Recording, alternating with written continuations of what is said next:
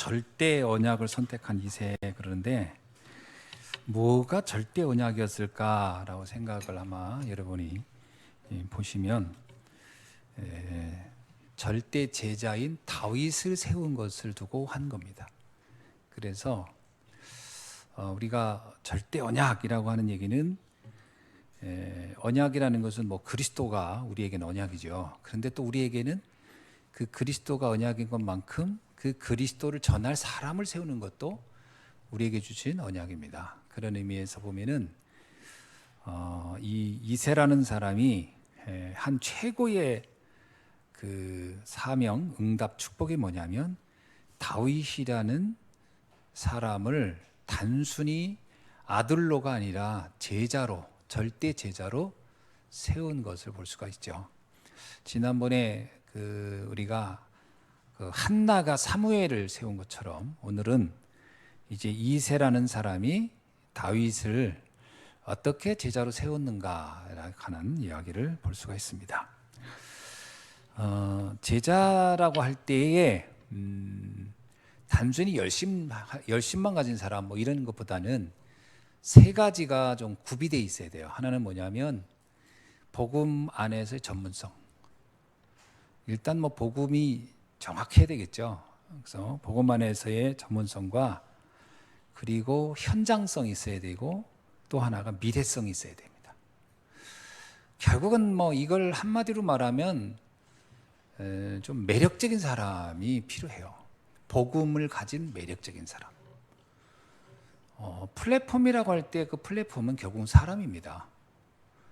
제가 이번에 우리 분회장 되시는 정양호 목사님 교회 이제 새로 이제 교회를 사가지고 가서 거기를 가봤어요. 그게 이제 세계로 교회라는 교회인데 들어갈 때는 그냥 공장지대로 들어가더라고요. 그래서 교회가 왜 이런 데 있을까 하고 갔는데 나름 이제 신탄진 톨게이트에서 굉장히 한 5, 6분이면 들어가더라고요. 그러니까 가까운 곳인데 거기는 주변에 아파트도 없어요. 그냥 공장지대예요. 그러니까 이렇게 보니까 앞에 뭐가 있냐면 큰 전매청이 있더라고요. 그래서 전매청 운동장?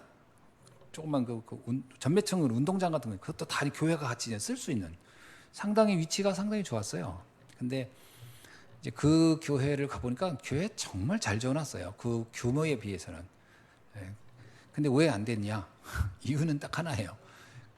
사람이 몰려올 수 있는 플랫폼이 없었던 거예요. 그 전에 있던 분이 부도난 이유가 사람이 몰려올 수, 건물이 아무리 예뻐도 사람은 건물 보고 오는 거는 잠깐이지 결국은 사람을 보고 오는 거거든요.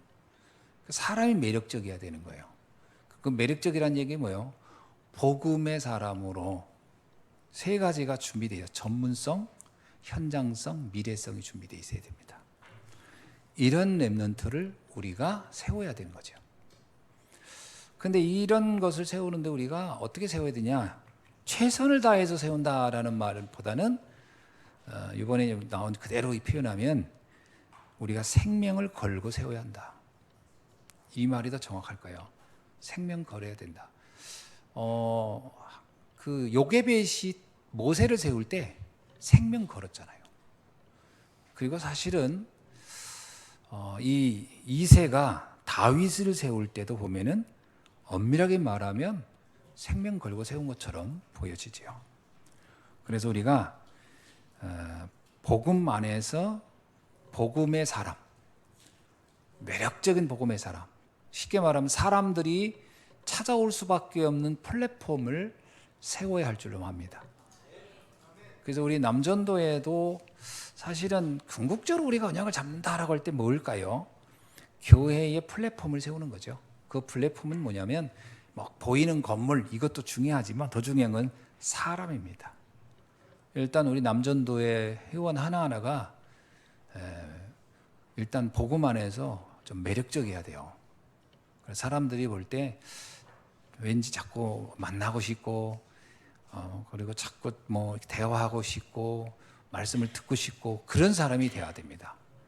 그게 되게 중요하죠. 그리고 또 우리도 그래야 되지만 또 그런 사람을 세우는 것이 우리의 최고의 과제다, 이렇게 볼 수 있습니다. 자, 그렇다면 이새가 다윗이라는 사람, 다윗은 이제 아들이긴 하지만 다윗을 이런 제자로 세우게 된, 또 이렇게 제자로 세워야 되겠다라고 하게 된 배경이 있다라는 거예요. 첫째는 뭐냐면 그는 과거에부터 왔던 이스라엘의 그 과거의 역사를 누구보다 잘 알고 있었다라는 거예요. 이새는 뭐 유대인들이야말로 성경을 늘 읽으니까 잘 알았겠죠. 그 중에 하나가 뭐냐면 요셉 시대에 있었던 이야기입니다.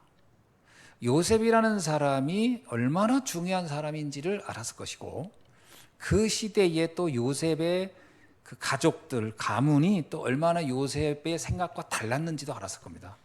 그래서 창세기 37장 1절로 11절을 보면은 요셉이라는 사람이 하나 세워지는데 그 배경을 보면요, 사실은 그 배경을 하나도 도와주는 사람이 없는 거예요. 요셉이 말 그대로 그냥 요셉은 어떤 의미에서는 막 진짜 이 잡초처럼 서가는 과정이 보이죠. 그런데 요셉 한 사람이 세워짐으로 인해서 이스라엘의 역사에 거대한 흐름이 또 움직이잖아요. 그걸 볼 때에 이 이새는 이 요셉이라는 한 사람의 준비가 얼마나 중요한지를 알았을 것이다. 우리도 사실은 이 시대를 보면서 렘넌트 한 명 한 명이 굉장히 중요한 의미가 있다는 것을 이해하셔야 됩니다. 그래서 그런 제자를 우리가 조금 뭐 그냥 잘 됐으면 좋겠어가 아니라 생을 걸고 세울 필요가 있다. 자, 그렇게 보셔야 되겠죠. 또 하나는 모세입니다. 모세라는 사람이 살았던 시대를 너무 잘 알죠. 왜 이스라엘이 노예가 되었으며 그 노예되었던 400년의 역사를 뒤바꾼 사람이 모세라는 걸 누구나도 잘 알 것이 이새였다. 그렇다면 결국은 그 제자 한 사람이 세워지는 게 이렇게 중요한 거예요. 한 사람이 누구냐가. 우리 시대에도 마찬가지 아닐까 싶어요. 우리도 지금 우리 교회도 어디에 포인트를 두냐면 이 시대의 이 흐름을 바꿀 수 있는 그 한 사람을 세우는데 우리가 집중해야 할 줄을 믿습니다.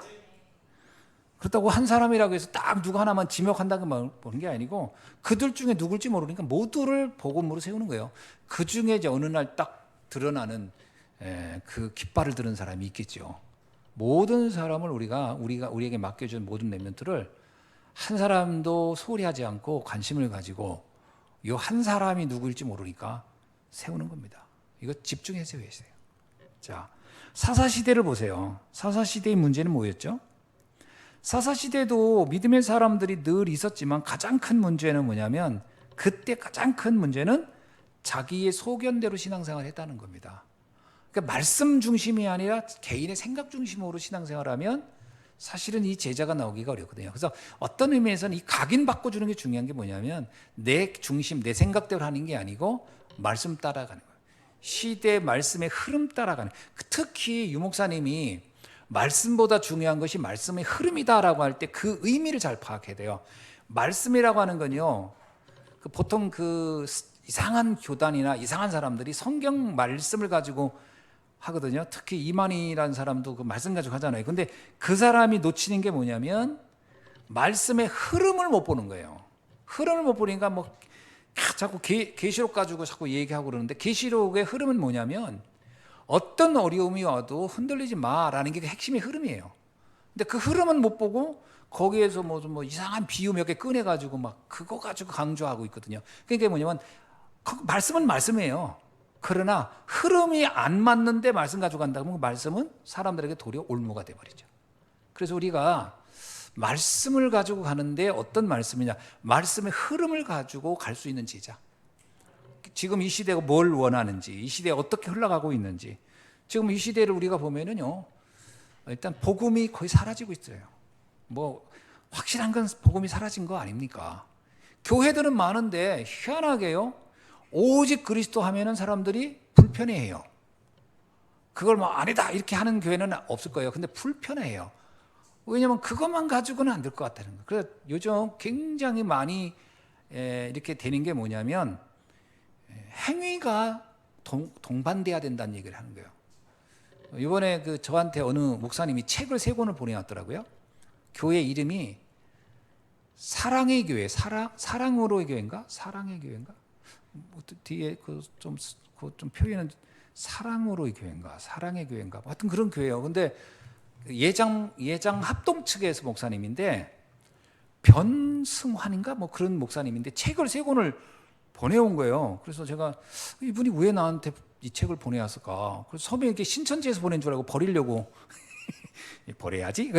아마 우리 저기 밑에 쓰레기통 거기 보면 그 포장지 있었을 거예요. 그 신천지에서 가끔 보내거든요, 전 책. 그 이만희트치 설교집을. 그러니까 그거 보면 바로 그냥 버려버리는데 딱 보니까 아닌 것 같아요. 그래서 읽어보니까 이분도 이단 시비 걸렸어. 그래가지고 지금 억울하다가 막 자기 항변하는 거예요. 근데 이제 뭐 자기는 잘못 없다 그런 거예요. 근데 교리가 이제 쭉 자기의 입장을 설명한 거예요. 그래서 쭉 보니까 어디냐면 장로교인데 교리는 감리교 교리예요. 그러니까 뭐냐면 분명히 예장 합동측인데 교리가요 알미니안주의. 그래가지고 칼빈의 5대 교리, 지난번 제가 설교 중에 4대 교리라고 해서 저도 내가 왜 그렇게 했나 싶은데 칼빈의 5대 교리를 이제 이렇게 자기 나름대로 분석한 거예요. 근데 내가요 칼빈의 5대 교리 해가지고 썼길래 이번에 그 아르메니아 가서 있었던 일도 있으니까 궁금해서 이 사람도 이거 얘기했네. 그래서 봤더니 신기한 거예요. 야, 아라이 목사가 나한테 2가지를 얘기했다고 했어요. 하나는 원죄에 관해서, 그리고 하나는 그리스도의 견인에 관해서. 한번 구원받은 사람은 영원히 구원될 수 있는 게 아니고 중간에 바뀔 수 있다. 그 왜 장로교 쪽에서는 한번 구원받은 사람이 영원한 구원이라 하느냐. 막 이거 이제 아라이 목사가 나한테 이제 그거에 대해서 자기는 그게 받아들이기 어렵다 이런 입장을 나한테 얘기했거든요. 근데 그거 가지고 설명을 많이 했어. 근데 이분이 5가지 교리 중에 2가지가 자기는 틀렸다고 생각한다 했는데 딱 그 2가지예요. 원죄와 그리스도의 견인.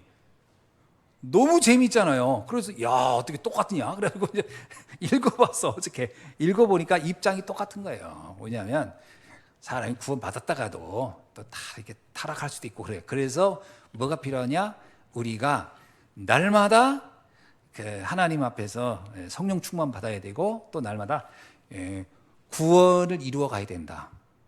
근데 장로교에서는 한 번 구원 받았다면, 진짜 구원 받았다면 더 이상 구원에 대해서는 의논할 필요, 말할 필요 없다. 이것은 잘못된 거다. 이런 얘기하고요.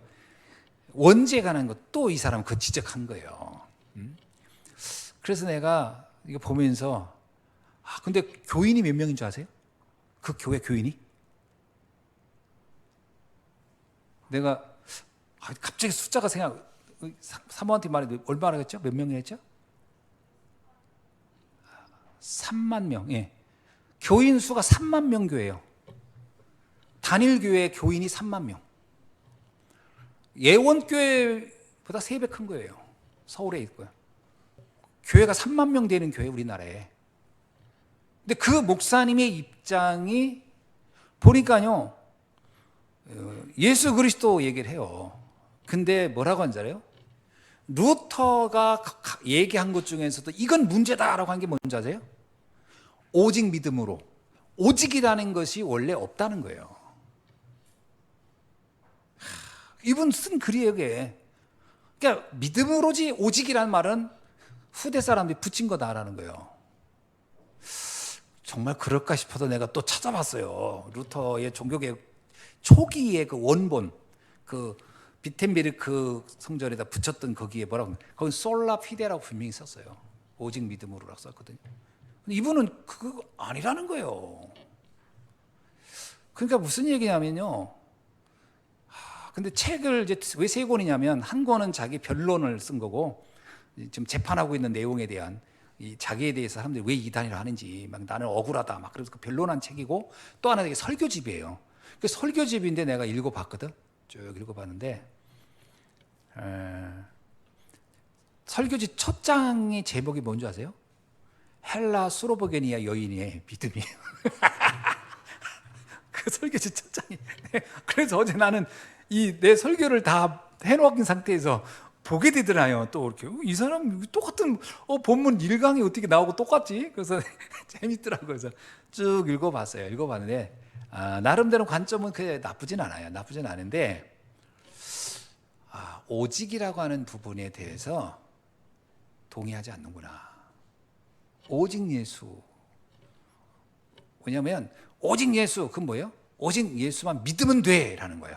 오직 예수만 믿으면 돼라는 게 함정이라는 거예요. 그럼 나머지 행위는 마음대로 해서 되냐? 그런 의미가 아니잖아요. 우리가 말하는 오직 예수는 진짜 믿음이 정말 복음이 이해되면 내가 사망에서 구원받은 내 자신에 대해서 돌아보게 되고 내가 그 믿음의 감격 때문에 삶이 달라지는 것이지 어떤 구원을 이루는데 행위가 동반되는 건 아니거든요. 근데 책은 그런 각도예요. 그 구원을 이루는데 우리의 노력이 수반돼야 한다. 그 제일 많이 인용되는 게 야고보서예요. 행위가 없는 믿음은 죽은 믿음이다. 근데 그 책을 쭉 읽으면서 나름 성경이잖아요. 성경을 근거로 했는데 딱 하나 봐요. 흐름이 안 맞아요. 흐름이. 야고보서가 기록됐을 때의 흐름이 그의 흐름이 아니거든요.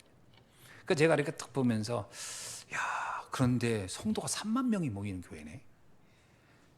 우리는 300명도 안 모이는데 근데 이게 한국 교회가 그렇다면 거의 성도들이 이런 메시지에 감동한다는 얘기잖아요. 그럼 지금 우리가 뭐를 깨달아야 되죠? 복음이 정확한 복음이 아닌 대개가 섞인 복음 그리고 희미한 복음이 굉장히 한국 교회가 많이 있다라는 것을 알 수가 있는 거예요. 제가 뭐 그 목사님들 교회마다 다 다니면서 설교 듣는 건 아니잖아요. 그러나 이제 그 책이 저한테 왔으니까 저도 읽어보는 거예요. 쭉 읽어보니까 그러면서 이제 왜 누구한테 보냈나 봤더니 한기총에 이제 그 관련된 목사님들은 다 보낸 거예요. 자기를 지금 한기총에서 걸고 넘어졌다 이거야.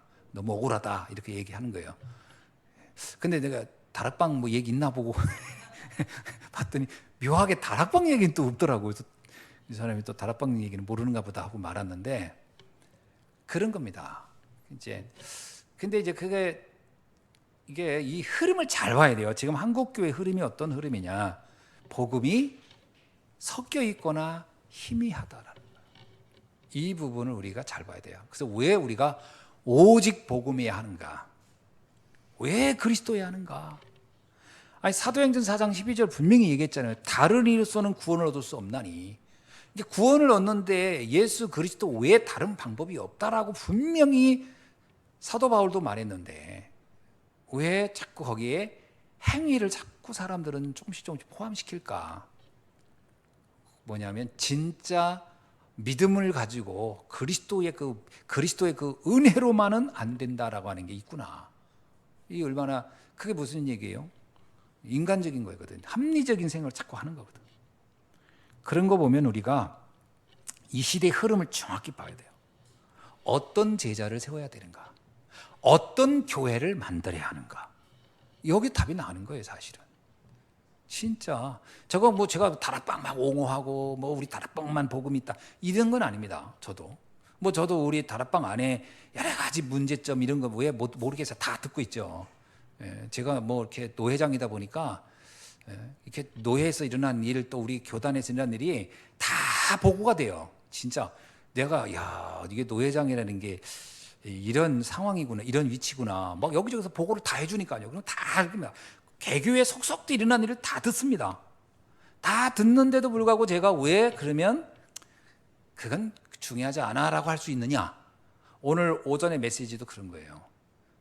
헬라인 여인의 믿음을 볼 때 그 헬라인이 그 모욕받은 거 이런 거 다 그건 복음의 가치에 비하면 별게 아니야라고 했던 것처럼 그거 다 들리죠. 뭐 별의별 얘기가 다 들려요, 진짜. 어떤 때는 굳이 뭐 이런 얘기까지 사람들이 할까 하고 싶은 것도 다 들리는데 그러나 내 마음속에 딱 하나 결론 나는 게 뭐냐? 복음이면 문제 안 돼. 복음이면 문제 안 돼. 저는 그래 제 마음은 복음이면 문제 안 돼. 그게 뭔 문제가 되겠어. 언제 우리가 사람이 천사같이 된 적이 있었어? 사람은 다 거기서 거기지. 근데 이런 부분에서 제가 딱 결론이 나거든요. 그러니까 우리 교회가 앞으로 어떤 교회를 지향해야 되느냐를 여기서 답을 내야 될 줄 압니다. 그러니까 어떤 완벽한 인격과 완벽한 수준과 뭐 어떤 그런 것들을 기대하면요 속습니다.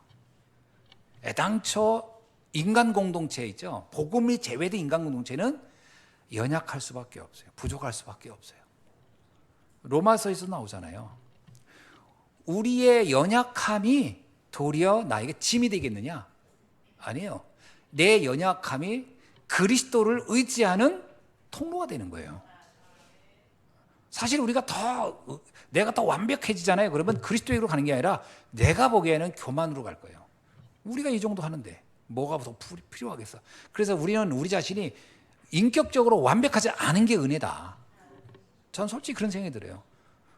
그렇잖아요. 내가 인격적으로 완벽하지 않은 게 은혜예요. 만약에 사람이 어떤 부모가 자식한테 무서운지 아세요? 어떤 부모가 자식한테 무서우냐면요. 부모가 너무 의지가 너무 강해가지고 별로 실수하지 않고 막 자수성가해서 막 성공하고 사람들한테 인정받고 이런 부모는요. 자녀들이 무서워요. 자녀들이 볼 때는 틀린 건 하나도 없어. 우리 아버지 어머니가. 근데 말하는 게 다 숨 막힐 수 있어요. 왜냐하면 은근히 그 완벽을 가지고 강요할 수 있거든. 나도 이랬는데 넌 왜 못하냐? 야, 난 3시간씩 자면서 했어. 난 노력해가지고 돈도 벌었고 나는 이런 거 자격증도 막 10개씩 땄어. 너는 왜 못해?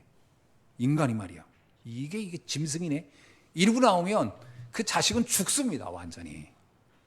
사람이라는 게 완벽할 수 있는 게 아니거든. 그러니까 아버지가 좀 허물이 있고 실수하는 게 훨씬 나아요.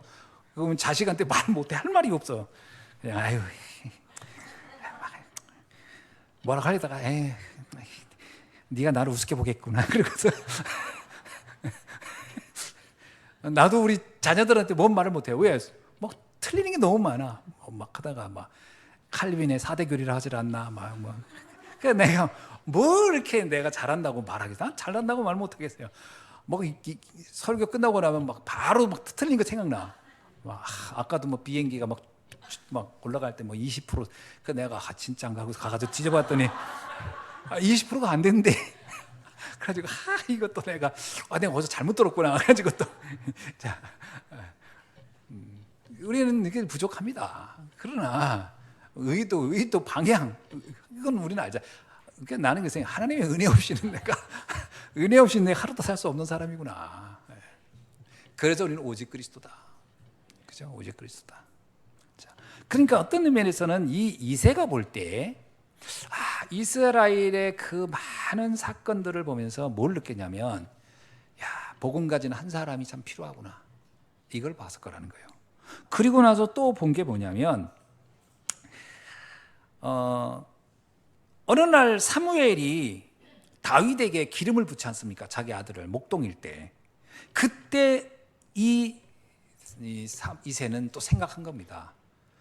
그렇다면 하나님이 이 부족한 우리에게 이런 언약을, 이러한 미션을 줬다는 것은 굉장한 의미가 있구나. 저는 이새가 여기서요 많은 걸 생각했을 거라고 봅니다. 거기다가 또 악신 들린 왕이 있잖아요. 사울왕이 악신 들려가지고 한 나라 왕이 막 악신 들려서 난리 난다. 그 나라가 어떻게 했어요? 이 절대군주라는 말이 되게 무서운 거거든요. 지금 그 러시아 보세요. 그 푸틴이 우리는 이해가 안 되죠. 근데 러시아 사람들은요 충분히 좀 너무 좋아한대요. 거기는 절대군주가 익숙한 나라예요. 거기는 대통령이 자꾸 바뀌는 게 이상하다는 거예요. 그거 왜 바뀌냐는 거예요. 그리고 푸틴이 이렇게 여러 명 죽였잖아요. 자기 반대하는 사람들. 그럼 국민들이 이런다는 거예요. 나라를 경영하다 보면 그렇게 여러 명 죽일 수도 있지. 큰 일을 하다 보면 이렇게 좀 그럴 수도 있지. 러시아 사람들 그런다는 거예요. 우리는요 대통령이 직접 한 것도 아니고 저기 그 물에 이렇게 잠겨가지고 죽은 사람이라든가 이제 이태원 이런 거면 다 네가 잘못해서 그러면서 지금 대통령 내려와. 지금 우리는 이러는 판이거든. 근데 러시아는 그런 게 없대요. 이번에 그 프리고진이라는 사람 죽였는데도 죽을만 했으니까 죽었어. 이런다는 거예요. 국민들은 다. 이게요 절대군주라는 게 이게 무서운 거예요. 그 짐이고 국가다 뭐 이런 얘기 있잖아요. 우리나라는 그런 적이 없어요. 우리나라의 역사는요 왕이 언제나 신하들한테 견제 대상이었어요. 그래서 우리나라 왕은요, 누가 그러잖아요. 왕도 아니었다고. 애당초 우리나라 왕 자체가 제대로 왕권을 활용할 수 없도록 해놨어요. 누가요? 중국에서. 우리나라 왕권이 이게 약했던 이유는 중국이 왕을 임명했잖아요. 누가 왕해 이렇게 옛날에. 그 왕권이 강하면 문제가 되냐면 중국에 대들까봐 신하와 왕들을 권력을 분산시켜 놨었던 거예요. 우리나라 오랜 역사가. 그래서 우리나라는요, 절대군주라는 게 사실은 잠깐 해보려다가 좌절되고 해보려다가 좌절되고 이런 게, 우리나라는 절대군주가 없습니다. 신하들이 막 왕 이렇게 바꾸기도 하고 막 그러지요. 우리나라는 그래서 이 대통령이 바뀌는 게 우리나라 되게 익숙해요. 우리나라 대통령이 한번 10년 해보세요. 난리 나요. 광화문에 다 나옵니다. 너 내려와. 우린 눈 뜨고 못 봐. 근데 이 러시아는 안 그렇대. 그거 왜 그러냐면 절대군주제를 경험했던 나라다. 사우랑이 절대군주거든. 근데 이 절대군주가 미쳐버렸어. 귀신 들려서. 그러면 나라가 희망이 없는 거예요. 이거 왕을 바꾸는 방법이 국민이 못 바꿔요. 이거는 하나님만 바꾸지. 야, 그러니까 이세가 어떻게 생각했어요? 야, 이거 보통 문제가 아니구나. 정말 지도자다운 지도자가 나와야 되겠구나. 이런 생각을 했겠죠. 그러다가 어느 날 골리앗이 또 쳐들어옵니다. 이 블레셋이란 나라는 성경을 잘 읽어보면 되게 재밌어요. 블레셋이란 말이 붉은 빛이란 뜻이거든요. 그러니까 얼굴이 붉은색이란 뜻이에요. 여러분, 우리가 백인이라고 하지만 사실은 백인이 얼굴이 백인이 아닙니다. 붉은 사람들이지. 이 피부가 너무 희다 보니까 핏줄이 다 보이는 거거든요. 그래서 진짜 백인 딱 보면요, 얼굴이 약간 홍조빛이 납니다. 그래서 나온 거예요, 붉은 빛이라고. 그래서 우리는 노란빛이, 우리는 황색이라는 이유가 왜 황색인지 아세요? 노랗다고 해서 황색이에요. 사실 백인이 아닙니다. 붉은 블레셋이란 말이 맞을 거예요. 근데 이게 저기 북구라파 쪽에서 내려온 사람들이에요. 해양 세력이에요. 그 사람들이 지중해 건너서 온 것이 이스라엘로 들어왔어요. 이 사람들은 키가 컸고, 이스라엘 사람들 가면 키 작습니다. 키 작아요. 터키 사람들 키 작죠? 아르메니아 사람들 키 클 것 같아요? 아니요. 이번에 우리 가서 봤을 거예요. 아르메니아 사람들 키 작아요. 내가 섰는데 나보다 다 아르메니아 사람 작아요. 그러니까 우리가 보면 백인들이 키 클 것 같죠? 아닙니다. 우리 민족이 동양인 중에는 한국인이 키가 제일 크거든요. 그러니까 우리가 나타나도 그 사람들 깜짝 놀라는 거예요. 동양인 하면 다 필리핀 인도네시아 이런 사람들 좀 작을 줄 알았는데 한국인들 오니까 와, 키가 엄청 큰 거야. 그러니까 이 사람들도 처음에 당황하더라고. 이렇게 키가 컸냐고. 나 처음에 갔을 때 그 얘기 들었거든요. 그래서 나는 한국에서 굉장히 작은 편에 속한다. 난 상당히 작은 편에 속하고 다 나보다 크다 그랬더니 얼마나 크냐는 거예요. 거의 다 1m 80 정도 되지 않겠나. 그랬더니 깜짝 놀라더라고. 근데 이번에 우리 이경호 목사 갔잖아요. 여자가 이렇게 크니까 깜짝 놀라는 거예요. 역시 강 목사님 말이 맞았구나. 다 키가 크구나. 막 이렇게 생각하는 거지. 그런 이스라엘 사람도 크게 다르지 않아요. 키가 크지 않습니다. 근데 동유럽 사람들은 키가요, 엄청 커요. 그때나 지금이나. 그러면 동유럽 사람이 백인 중에서 제일 키 큰 사람들은 다 스칸디아반도 이쪽 사람들거든요. 북구라파. 이 사람들이 해양 민족으로 이스라엘 왔을 때 이스라엘 사람들 눈에는 어떻게 바뀌었어요? 그래서 골리앗이 장대하다는 말이 맞아요. 이스라엘 사람들이 눈에서 보면요, 골리앗은 무지하게 큰 거예요. 근데 그 백인 중에서도 더 큰 사람이 오면 어떻게 할 거예요? 2m 한 50 정도 되는 사람이 와봐요. 그러면 이 사람들 볼 때는 이거는 자기들은 메뚜기고 저 사람들은 그냥 거인인 거예요. 그런 사람이 이제 온 거예요. 왔는데 더 놀라운 건 이 사람들이 올 때 뭘 갖고 왔냐면 철기 문화를 가져온 거예요. 철기 문화.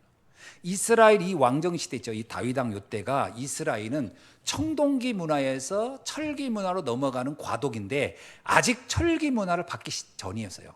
그러니까 이스라엘은 뭐만 있었다? 청동기 문화. 청동기는요, 동으로 된 무기란 말이에요. 여러분 생각해 보세요. 강철하고 동하고 두 개 칼을 만들었어. 그 두 개가 전쟁터에서 탕 부딪혔어. 어떻게 됐을 것 같아요? 청동기는요, 다 똑똑똑 부러져. 이게 물러가지고. 그러니까 싸움이 안 돼요. 성경에 보면요, 이스라엘에 철기로 만든, 강철로 만든 무기는 두 사람만 가지고 있었어요. 누구냐? 사우랑하고 요나단. 그 외에는 아무도 철을 가진 사람이 없었어요. 그러면 블레셋 사람들이 철기 문화를 가지고 왔는데 이 사람들이 어떻게 했냐? 얼마나 재밌냐면요, 농기구를 철기로 만드는 게 땅을 얼마나 잘 파. 이스라엘 가보세요. 전부 다 돌산이거든. 그러니까 이게요, 청동기로 된 그 농기구로 땅을 파면 어떻게 되겠어요? 이게 한 번만 파고 나면 다 부러지고 무뎌져 가지고 농사가 안 돼. 그런데 철로 만든 농기구로 파면요, 이게 엄청 잘 되는 거예요. 그럼 이걸 어떻게 했냐? 블레셋 사람이 돈 받고 빌려줬어요. 성경에 나와요. 블레셋이 이 농기구를 빌려줬다. 빌려주고 나서 하루 농사를 다 쓰잖아요. 그러면 가지고 가요. 다시 갖고 가. 그러니까 무기에서도 이 비교가 안 돼. 자, 이런 시대에 블레셋이 골리앗이라는 장군을 앞세워서 쳐들어온 거예요. 그래서 이 골리앗의 무기 설명이 굉장히 여기 디테일하게 나오잖아요. 뭐 갑옷을 입고 뭐 철을 기고 칼을 들고, 뭐 이게 얘기가 뭐냐면 무기 비교한 거예요. 무기 비교. 이게 비교가 안 되는 거예요. 이새가 이걸 봤을 때 무슨 생각이 들었을까요? 야, 이거 하나님의 은혜가 아니면 막기 힘들겠다.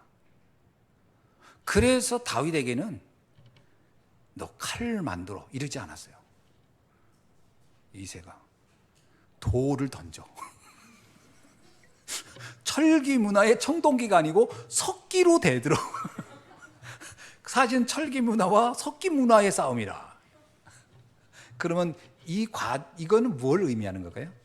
인간의 힘, 인간의 노력이 빠진 거예요. 사실은 완벽하게 하나님의 은혜가 아니면 안 돼. 그 얘기를 하는 거예요. 그러니까 우리 랩런트들이 자꾸 세상을 보면서 세상은 앞서가잖아요. 뛰어나잖아요. 그러면 내가 그 세상이 뛰어난 거를 세상의 방법으로 다 따라가 보려고 막 몸부림친다. 승부가 이미 끝난 거예요. 잘 안 납니다.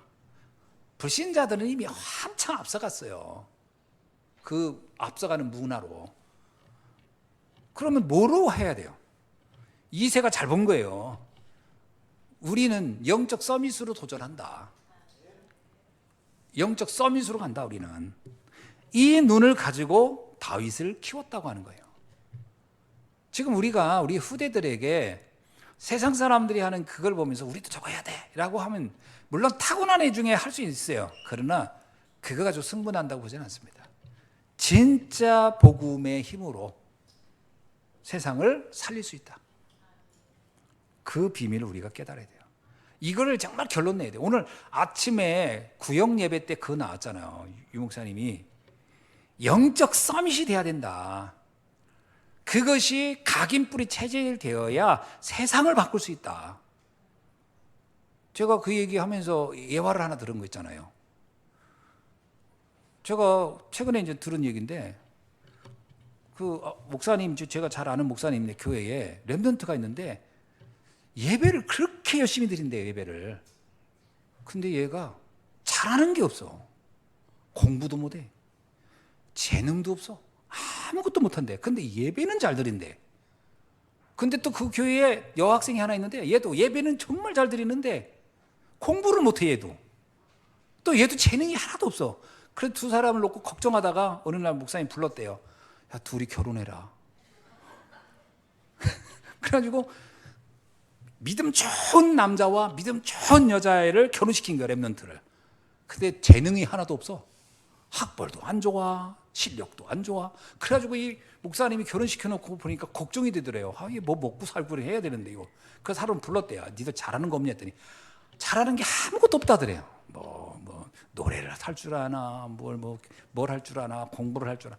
그래가지고 목사님이 답답해가지고 그래도 뭔가 늘 하는 거 있지 않냐. 그랬더니 저희들이 밥은 늘 먹고 있습니다. 그러더래요.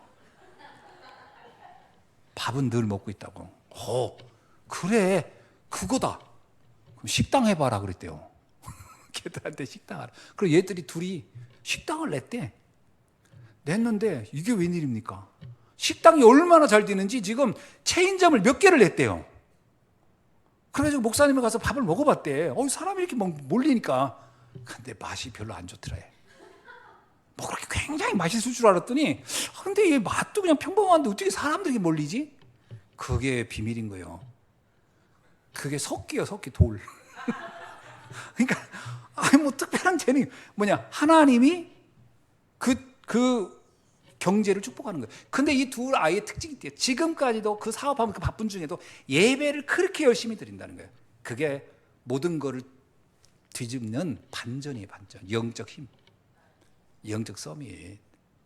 아니 우리도요. 그래서 이게 지금 이 사실은 이세가 그 시대 보면은 블레셋을 이길 수 있는 방법 없어요. 이스라엘에.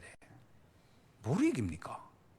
그러니까 나중에 골리앗이 쳐들어왔을 때 다윗이 싸우러 간다 했더니 사울왕이 걱정돼 가지고 자기가 입었던 갑옷 주고 뭐 방패 주고 다 주잖아요. 이거 가지고 가라고. 왜냐면 무기가 앞서간 무기니까 비슷한 무기 갖고 가야 될 거 아니냐. 내가 좀 칼 들고 가. 다윗이 입어보니까 무거워. 어린 아이로서 너무 무거워. 안 돼. 그러니까 다 벗어버리잖아요. 아예 아니라고. 그러면서 뭐라고 얘기하죠? 나는 만군의 여호와의 이름으로 갑니다. 이게 결론인 거예요. 이 비밀을 누가 집어넣었겠냐라는 거예요. 이세가 시대를 보고 흐름을 볼 때 다윗에게 필요한 것은 강한 칼이 아니에요. 그거 가지고 이길 수 있는 게 아니에요. 다윗 하나 그렇게 무장시켜 놓은 그 나머지 군인들은 다 청동기 무기인데 그거 가지고는 승패가 안 나는 거예요. 그러니까 형들도 전쟁터 나가가지고 게임이 안 된 걸 알고 자포자기 하잖아요. 그래서 다윗이 내가 나가겠다 그랬더니 뭐라고요?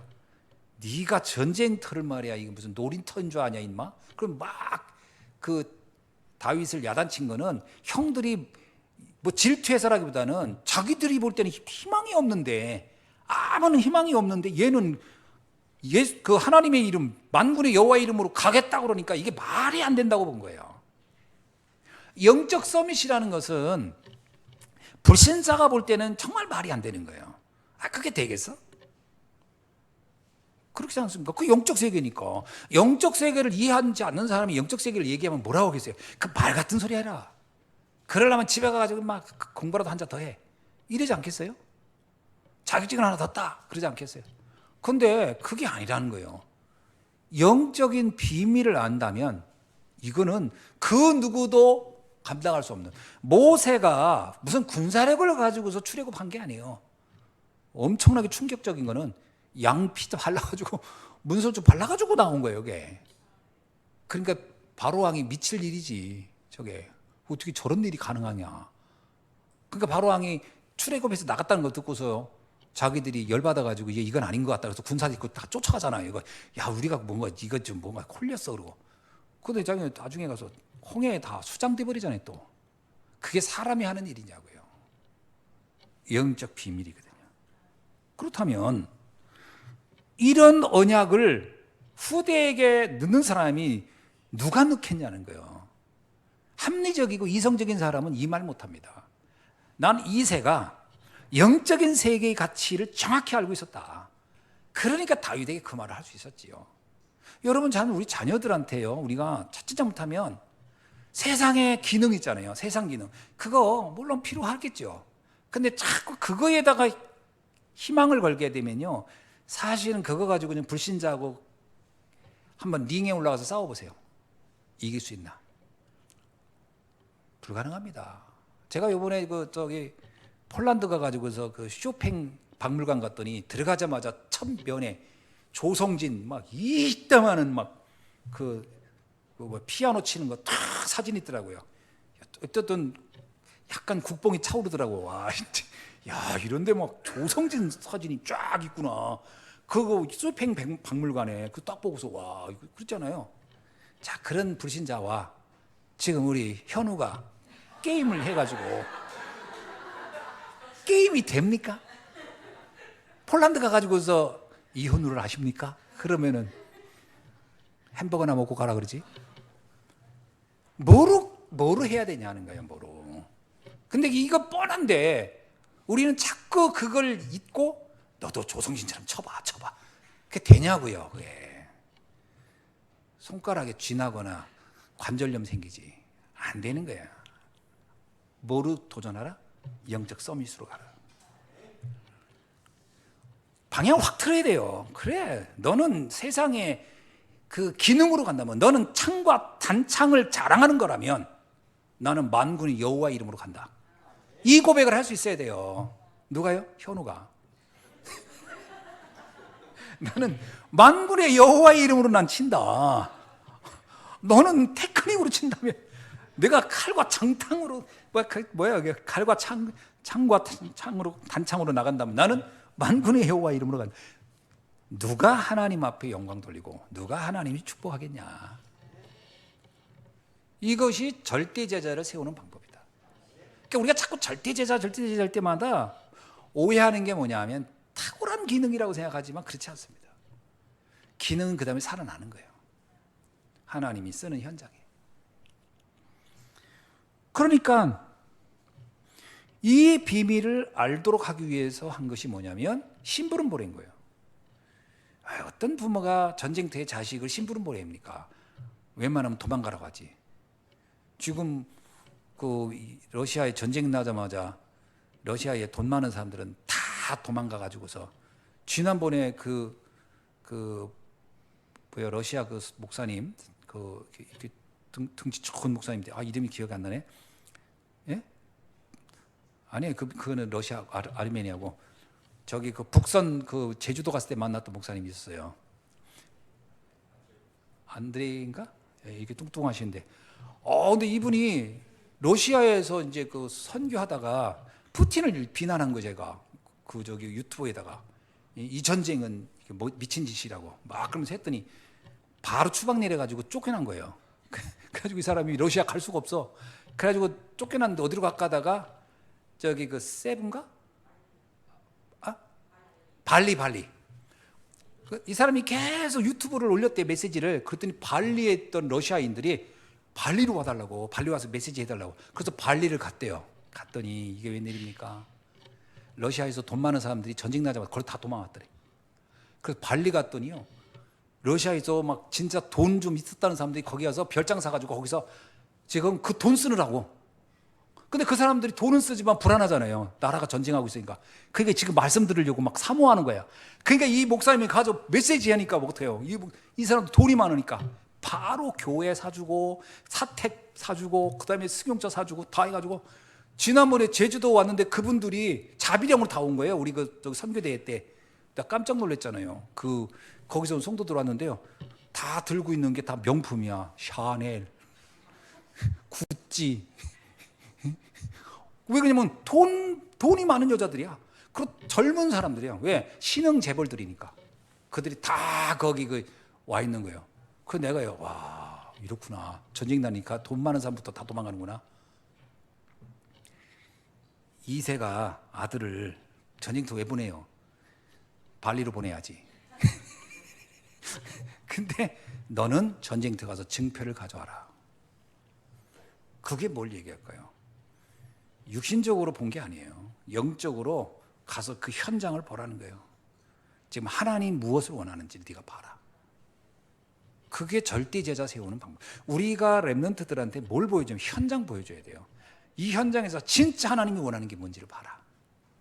그거 볼 수 있어야 돼요. 하나님이 원하는 걸 보면요, 가서 보면 우리가 칼이 필요해요, 뭐가 필요해, 이게 아니라 진짜 복음이면 되겠구나를 봐야 돼요. 그래서 다윗이 그 하나님의 이름으로 그 전쟁을 승리하고 나오잖아요.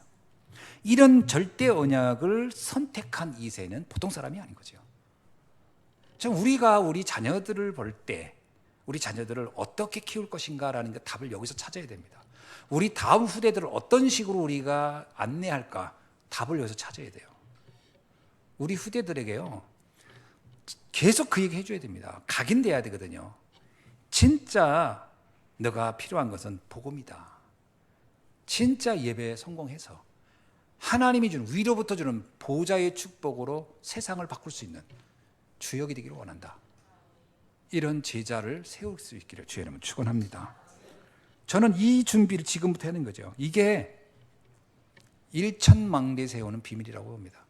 우리 교회 렘넌트들요 전부 다 이 언약 넣어준다면 그들은 세상 바꾸는 망대가 될 거예요. 그렇죠? 이 비밀을 안다면 다윗이 어떻게 달라졌죠? 그러니까 다윗이 그 다음부터 바뀐 거예요. 다윗 자체가 이 언약을 받았으니까 성전 건축해야 되겠구나. 왕이 됐는데 생각이 뭐냐? 국토를 넓히다가 아니에요. 성전을 져야 되겠구나. 근데 솔로몬은 이 망대가 없었기 때문에 솔로몬은 반대로 국토를 넓혀야 되겠구나. 이렇게 나간 거예요. 결국 누가 성공했죠? 다윗은요, 성전을 지었던 다윗은 그 시대 최고의 왕이라는 칭호를 받았지만 솔로몬은 그 힘을 가지고 땅을 넓혀야 되겠구나, 군사력을 넓혀야 되겠구나. 그랬던 솔로몬은요, 전부 다 이방 여자들하고 정략 결혼해가지고서 여자들만 막 한 1000명을 자기 왕궁으로 불러들인 결과 어떻게 돼요? 나라를 나중에 분단 국가로 만들어버려요. 비참하게. 그러니까 어떤 것이 진짜 힘이냐? 저는 결론 난다고 봐요. 막 세상 방법으로 해가지고서 막 힘을 키우는 게 아니고 다윗처럼은요, 성전을 세우는 비밀이에요. 이거는 진짜 두 사람이 너무 극단적이잖아요. 솔로몬은요, 군사력으로 국토를 넓히는 사람이에요. 다윗은요, 그 모든 힘을 성전 건축에 집중한 사람이에요. 그러나 결과는 완전히 딴판이었어요. 나중에 보면 솔로몬은 국가를 분열시킨 왕으로 남습니다. 그러나 다윗은요, 시대의 최고의 왕이라는 칭호를 받는 거죠. 그렇다면 오늘 우리가 답이 나온 거예요. 지금 우리는 어디에 집중해야 될 거냐? 우리의 모든 에너지, 힘을 어디다 집중할 거냐? 저는 세 가지 뜰을 세우는 데 집중해야 된다고 봅니다. 세 가지 뜰이에요. 이게 이 시대에 우리에게 준 미션이에요. 저는 아무리 생각해봐도 맞아요. 그래서 다민족, 여러분, 제가 오늘 아침에도 우리 구역장 분들하고 같이 그런 얘기를 했는데 우리 남전도에도 좀 기도 제목을 드립니다. 다민족 시대를 위해서 우리가 해야 될 일이 뭐냐면요, 통역자 찾아야 돼요. 흔들리지 않는 통역자. 그죠? 어떤 환경에서도 오늘 오전에 있는 그 헬라 여자처럼 어떤 상황에도 흔들리지 않는 통역자. 딱 언약 잡고. 그럼 하나님은 그 사람을 또 하나님 축복할 거라고 봐요. 그런 통역자를 찾아내야 됩니다. 언어별로 다 찾아야 돼요, 제가 사실은. 그게 그릇입니다, 우리 교회 다민족 시대의 그릇이에요. 두 번째는 치유입니다. 치유라는 것은 약간 전문성이 필요하겠죠. 불신자들은 이제 그런 부분들에 대해서 도움이 이게 그 인정을 하니까, 라이센스를 보니까.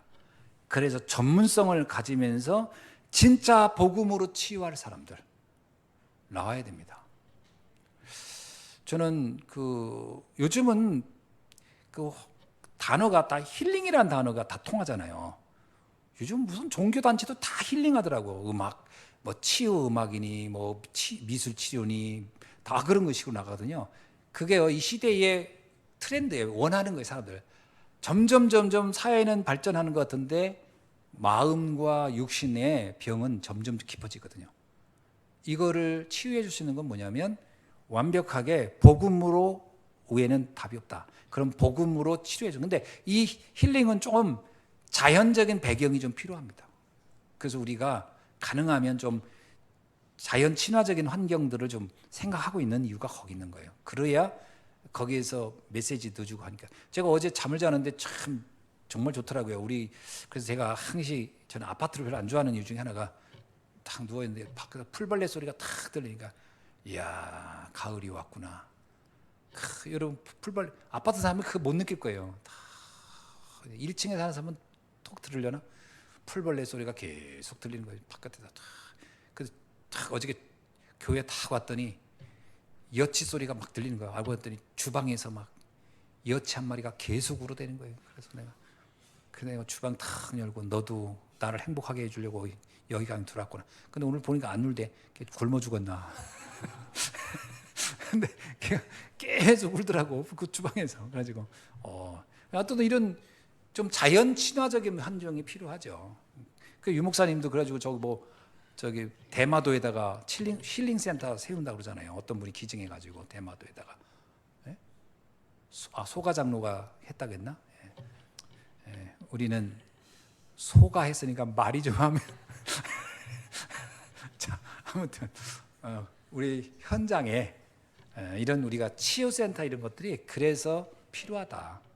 그 다음에 세 번째는 렘넌트들을 영적 서밋을 세우는 겁니다. 그래서 참 이건 진짜 우리 그 교사들에게 좀 당부하고 싶은데 뭐 말 안 해도 알아들을 겁니다. 하여튼 제 얘기 아니에요. 생명 걸고 해봐라, 그겁니다. 최선 다하지 말고 생명을 걸어라. 그래야 작품이 나와요. 그래서 우리 후대들을 정말 영적 서밋으로 세우는 응답을 받을 수 있기를 바랍니다. 기도하겠습니다. 하나님 감사합니다. 오늘 절대 언약을 선택한 2세, 그래서 절대 제자 다윗을 세운 것처럼 주님, 저희들도 이 언약의 여정 속에 최고의 제자를 세우는 응답을 누리게 하옵소서. 예수 그리스도의 이름으로 기도하옵나이다. 아멘.